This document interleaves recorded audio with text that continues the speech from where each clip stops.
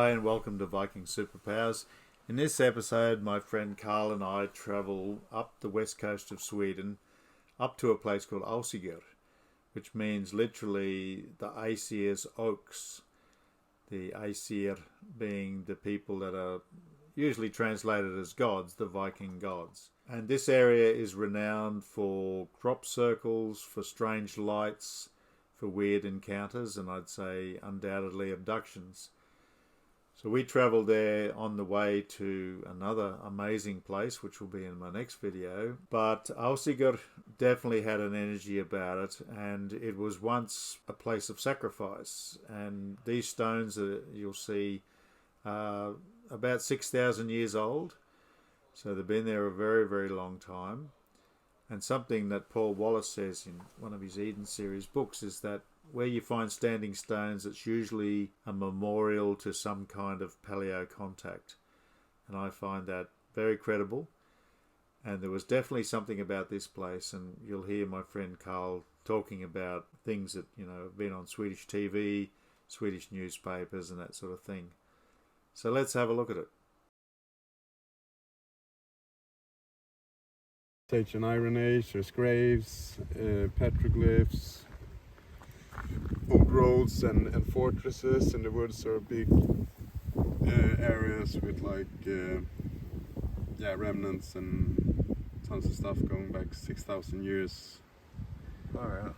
And here's, I think it was between those two stones right here. You got the story about how so they're how originally they hanged the Norwegian Prince Hagbards who fell in love with Signe. yeah. And there's this whole thing where they actually didn't hang him first, but she was living somewhere and she believed that they hang him, so she burned herself inside with her maidens, and then he knew that he was going to the afterlife. I know that story. Just I've heard that story. Get over with me. So is that a mound there, do you think? Like a mound? It looks like it because, but I can't say for sure. Are they oaks there? Yeah, no, that's These big stones are original, like that.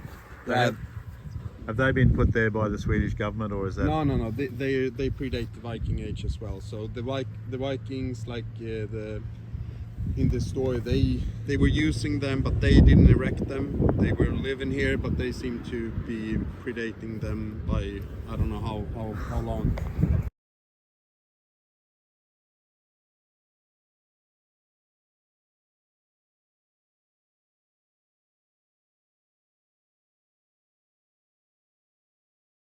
Anything. It's a tool for engineers and stuff.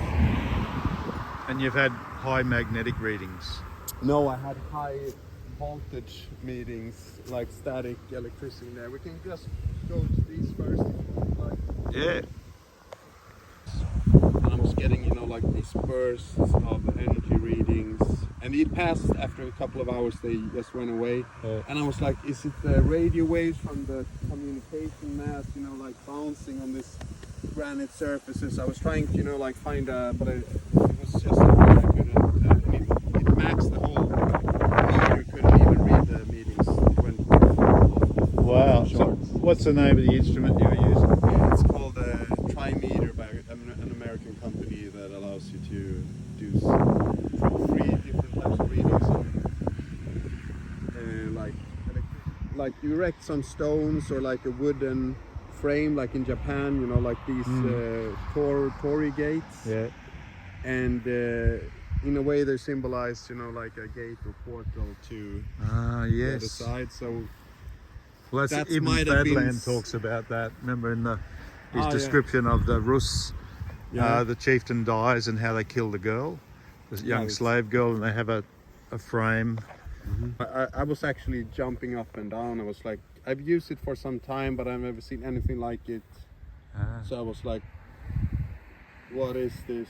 And Far out. yeah. So what's the name of this place again?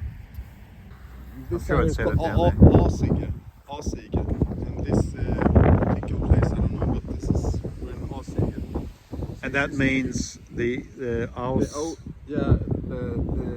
oaks of the Aesir. Wow. The Aesir's oaks. Does that mean the whole area? Yeah, it used to be. Now it's fields, you know, they cut down all the trees, but this used to be a big valley, just like huge oak, like a garden of oak trees. Wow. That's what it says. That's the story. And it's fun that it connects to. The people came after that incident in Harpling, and they were arguing each other. Everyone was kind of on spot. They were all right, but on the national TV show, they're arguing. Like this one guy is like, "Spaceships, aliens, you're crazy. This is about magnetic fields and ley lines, and you know, like you don't know what you're talking about." He was like doing measurements, and the other guy was like listening to the ladies and said, "You know, this is like extraterrestrials." Like this was, and they were like arguing, but they were all right, but they wouldn't, you know, combine their. Is this where the circles were? No, I don't. I haven't. There's actually many reports and incidents, but I just begun to discover them since I've only looked at the one that came on national TV, and then my friend sent me some other like thing that got covered by the news and stuff like that. But there's probably been many, because I discover more all the time. Yeah. And it's like these crop circles close to these monuments.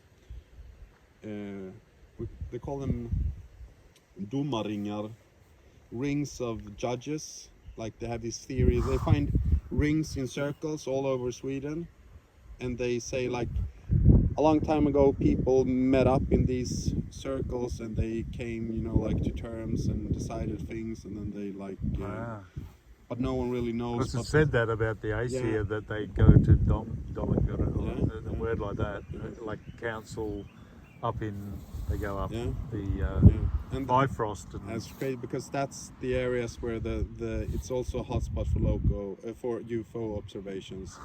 So in Harplinge, where we left from, the UFO was next to the Domarringarna, and where I'm born, it's called Smålandstenar, means the stones of the small lands, but it's named after the stone circles in the area.